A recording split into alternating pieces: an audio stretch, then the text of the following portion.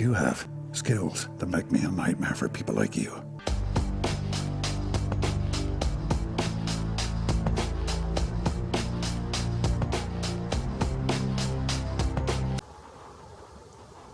And here we have the moon. It is the 29th of May 2018, and I am pointing practically due east. The moon's between, I'd say, 30 and 35 degrees off the horizon, or azimuth. So, yeah, 35 degrees azimuth. And I thought I'd come and see how it's looking. Looks pretty full.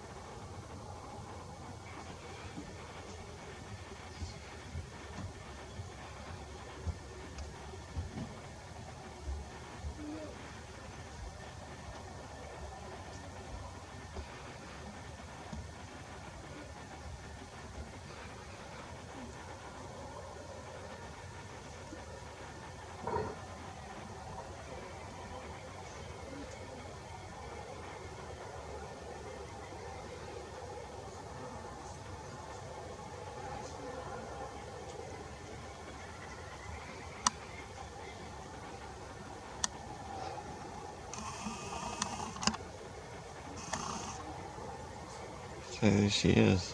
Time check, it's just after 7 o'clock at night. The 29th.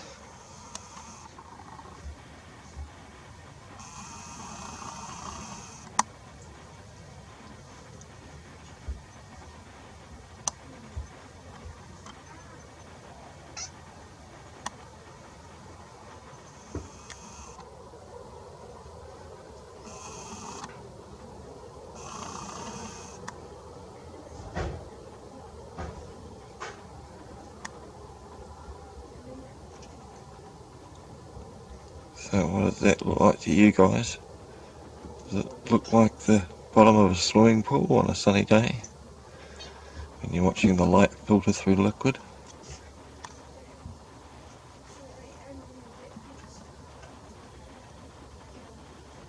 There's definitely some sort of liquid effect going on there. Could say it's the gases in the atmosphere. Don't know. But it's definitely interesting.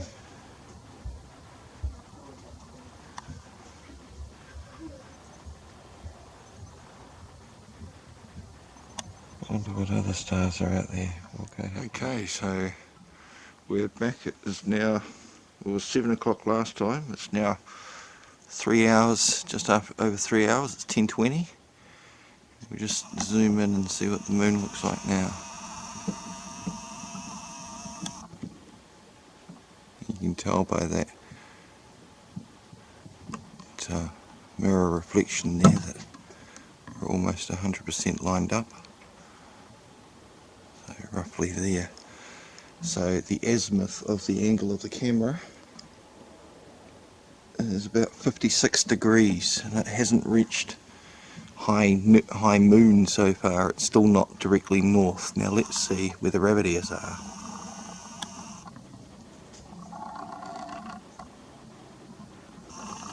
They haven't quite changed yet, have they?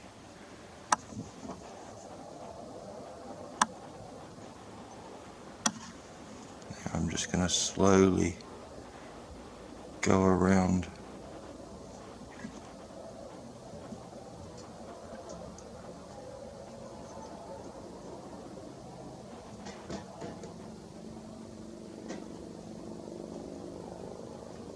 The moon.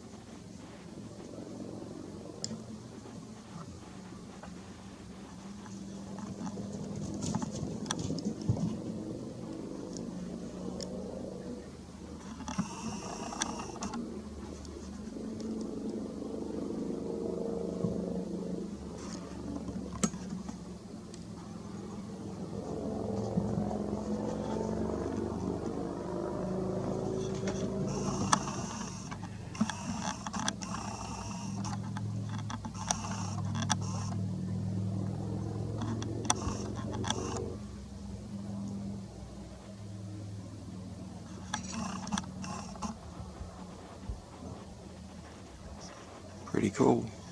Gravity is almost directly upright.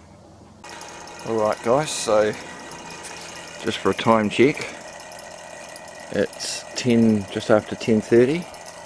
Full moon's still up there doing his thing. True north is roughly there, so he's probably, and last time we saw him he was over that way just above the trees. East is directly at that post you can see with the light next to the post there. So it's moved probably a good 40-50 degrees around.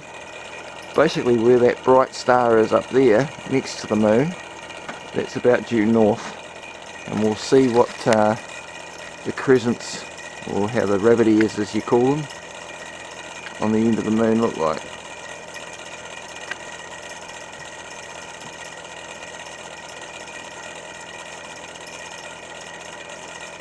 As you can see they're just up and down. Sorry for the shakiness. Anyway, so what we've done here is we've set up the P900. He's all square on his level up there. You can see by the bubble on the level that it's left and right. It's horizontal, so to speak, and I can centre that to 0 if need be. But what we've got the needle set to there, if I give the needle a move, okay. It's not 100%, but yeah, okay. Roughly 35-36 degrees, which is generally where I point this to get the south celestial point. And I've got it pointing due south. If not, the star spiral will just be a little bit to the left or a little bit to the right. I have a fan heater here that's getting a bit beyond its life, but fan heater, and what that's doing is it's blowing heat straight onto the camera and onto the board, and it's keeping the moisture from building up on the lens, otherwise I end up with condensation. So we're at our normal tripod spot that I set up for these points, so I never move, and we'll start her off with her star spiral. So we'll see what happens now. We'll start her up.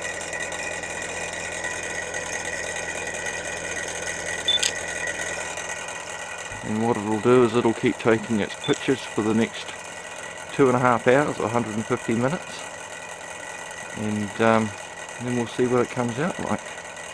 Okay, but that's how I take my southern star spirals, pointing true south, about 36 degrees is centre, and all of those stars around the Southern Cross and whatnot that you can see vaguely up, you can see the two stars there side to side, they're the two pointer stars, and just to the left of them there, before this big post, is the Southern Cross. Okay, two brighter stars of the Southern Cross there are on the inside towards the pointer stars, and that will rotate around the central point. It's going to be a bit hard to see too much definition with that bright bastard in the background. Ideally I need to do this when there isn't a moon in the sky, so 14 days from now, but we'll just show you what it's going to turn out like. I'll catch you later. See ya. Right guys, so seeing as the Nikon's still doing its star trails, let's see how they're turning out, shall we?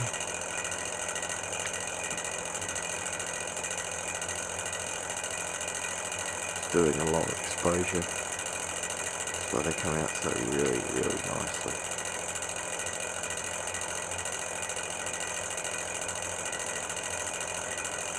I was having this debate with this guy today, a commenter on one of my flat earth clips,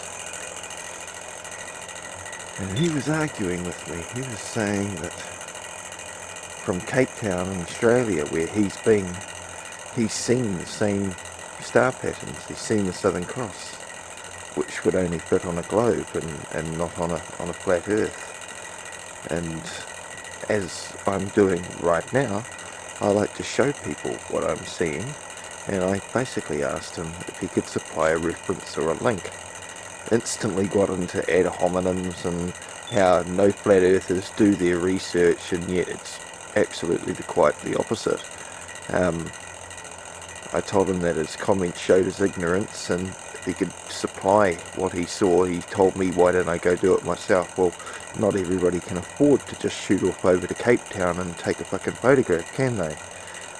Not many people, or not everybody, can afford to come to New Zealand and do what I'm doing from my point of view. So that's all I'm asking. And as soon as you ask these people to verify what they're talking about, perhaps if he had the wherewithal to pull out a camera and take a few shots like I am now, then we wouldn't have had that dispute. But if you're going to make a claim, back it with fucking evidence. Don't tell me, oh, I saw something, without showing me evidence. It wouldn't stand in a court of law. Witness testimony isn't sufficient enough to convict. You must have testimony and supporting evidence. And that's all I'm doing. Alright? So you can just turn the light on briefly. You can see it's still at about 36 degrees. And it's doing its shots. Now, you can see this, probably not, right, there we go, if I turn the light on, should be able to see this tree here. Okay, directly above the tree is the moon. So when it's in line with this tree, it's practically on due north. It's a lot higher in the sky. Unfortunately, I'm using that, so I can't tell you what height it is, but I'd guesstimate about 60-65 degrees. Certainly higher than what it was before. So let's see where the rabbit ears are now, shall we, people?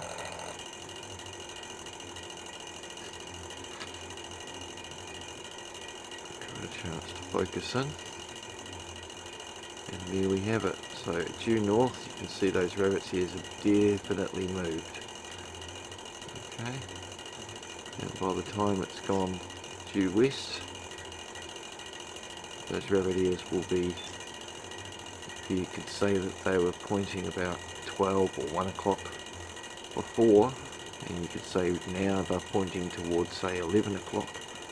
They're going to be turned around to about 9 o'clock once they've finished their little pass over here. But we'll see. A couple of hours left before the star trails have finished doing their cycles, so we'll be able to check later. It's now just after midnight, so let's see how we're getting on. There we go. She's round to about 10 now. Round to about 10 o'clock on the clock face. And that's the way the rabbit's ears are pointing. So they're going to be coming round anti-clockwise from now on at a bigger rate, but they're going to be almost 90 degrees from vertical by the time it's done. See how the star trail's going. Alright guys, it is now 1:45. Let's go see where the moon is, shall we?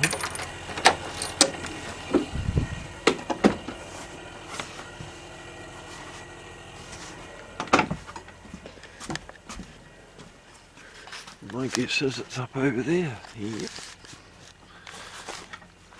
So let's just get a good shot of it there, if we can. And we'll see where the rabbit ears are.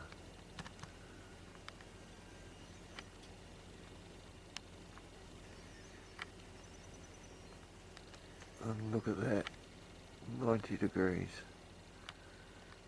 It's now pointing at 9 o'clock, just as I suspected it would. So it's done, since the last one was just after 12, in 2 hours it's turned almost 90 degrees. Or it's turned a good 60 degrees round from where it was. It's moved to there, from there. Okay, there's that tree. Swarming around. I don't know if you can see it. Yeah, there you go, you can see that tree. Alright. So it has definitely changed where the rabbit ears are. proving my point. As it changes our viewing perspective, we see it differently. But quite the rotation, isn't it? When you think about when I first recorded it 6 hours ago, those bunny ears were pointed at 1 o'clock.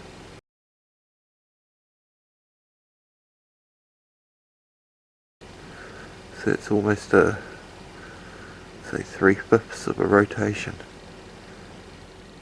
Alright, see you later, people.